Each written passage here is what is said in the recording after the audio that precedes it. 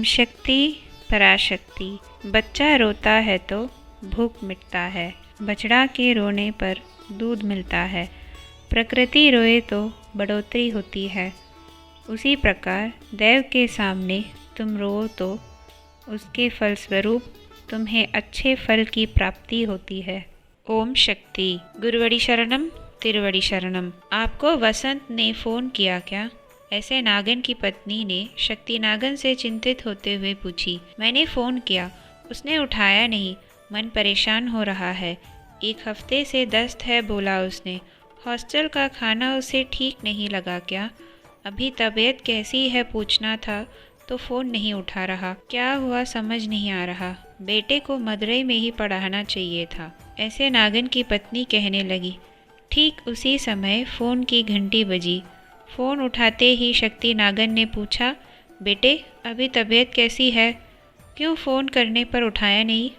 पापा, मेरी अवस्था बहुत ख़राब है, शरीर बहुत ही कमज़ोर महसूस हो रहा है, ऐसे ढीले स्वर में कहा वसंत ने। वसंत की आवाज़ सुनकर, ठीक है तो चिंता मत कर, मैं और तेरी माँ तुरंत चेन्नई आते हैं। तो हिम्मत के साथ रह, अम्मा का मूल मंत्र जाप करते रह, सब अम्मा देख लेगी, अम्मा तेरे साथ रहेगी, हम कल चेन्नई आ जाएंगे, ऐसे अपने बेटे को साहस दिलाया। शक्ति नागन और उनकी पत्नी तुरंत चेन्नई की ओर निकल पड़े। चेन्नई को जाते वक्त नागन ने मरुवत्तूर में उतरकर सिद्धपीठ में अंग प्रदक्षिणा किया। अम्मा के पास, अम्मा क्यों अम्मा ये मुसीबत, मेरे बेटे को क्यों ये समस्या?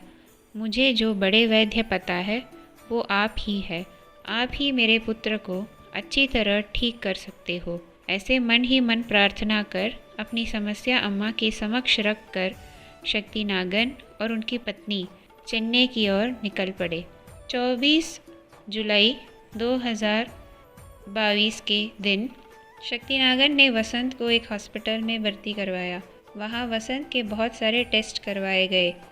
वसंत के रिपोर्ट को देखकर डॉक्टर ने शक्ति नागन को बुलाकर कहा कि रिज़ल्ट सब आ गया, आपके बेटे का जिगर गुर्दे में समस्या है, बीपी भी 40 पे 90 है, जो बहुत कम है।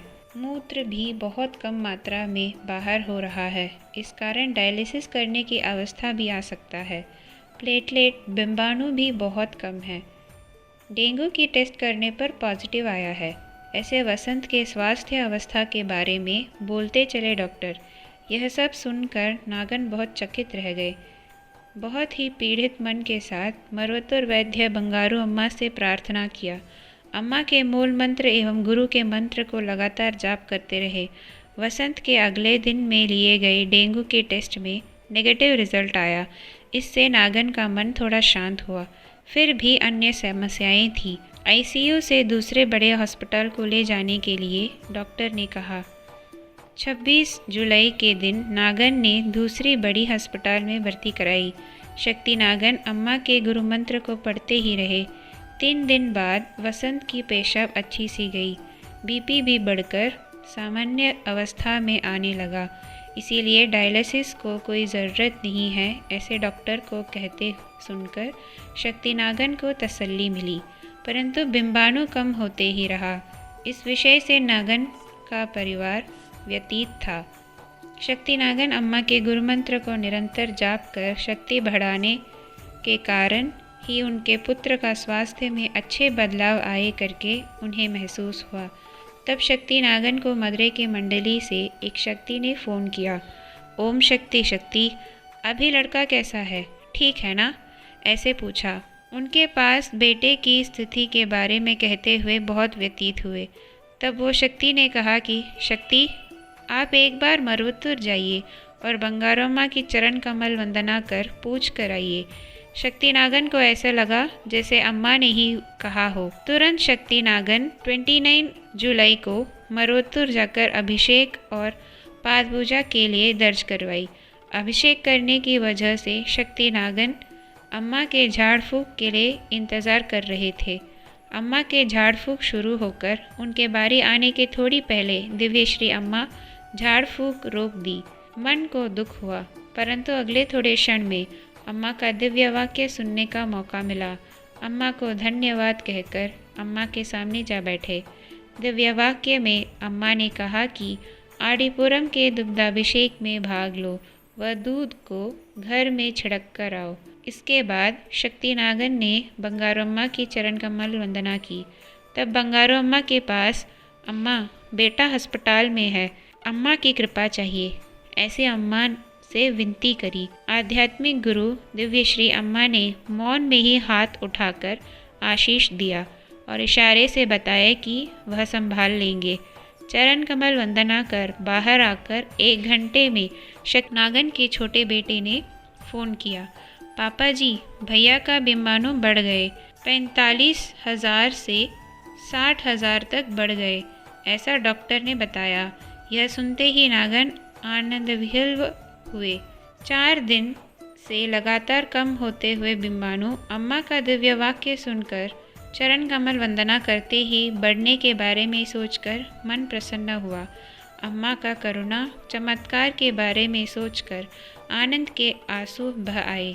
बंगारू अम्मा के निर्देश अनुसार 2022 वर्ष अगस्त के 1 तारीख को सिद्धपीठ में आयोजित आडिपुरम के दुग्धाभिषेक में स्वयंभू का दुग्धाभिषेक कर वह दूध को घर में छिड़काया।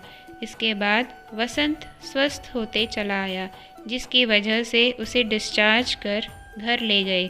बंगारू अम्मा के अपार करुणा के कारण वसंत अभी स्वस्थ है। शक्ति नागन की परिवार और आडिपुरम दुग्धाभिषेक की महिमा और अम्मा द्वारा दिए गए मंत्रों का महिमा एवं शक्ति को महसूस कर बंगारू अम्मा को कोटि कोटि धन्यवाद समर्पण किया। शक्तिगण, अम्मा के मंत्र प्राण रक्षक कवच है। उसके निरंतर जाप करने पर उससे मिलने वाला शक्ति हमारे जान को भी बचाने तक शक्तिशाली है। हमारे जीवन में कई संकट समस्या हमें घेर सकते हैं। वैसी स्थिति में हमें बचाने के लिए अम्मा द्वारा दिखाए गए मार्ग में मंत्र पढ़कर अम्मा के चरणों में शरणागत होते हैं। पूर्ण विश्वास के साथ चरणों में शरणागत होने वाले और अम्मा के मंत्र को निरंतर जाप निष्ठा के साथ करने वालों का हाथ पराशक्ति बंगारू अम्मा कभी नहीं छोड़ती। अम्मा का आशीष हमारे लिए कवच बनकर खड़ा होता है। इसे सबको समझाकर परम शक्ति बंगारू अम्मा की कृपा प्राप्त करते हैं। ओम शक्ति।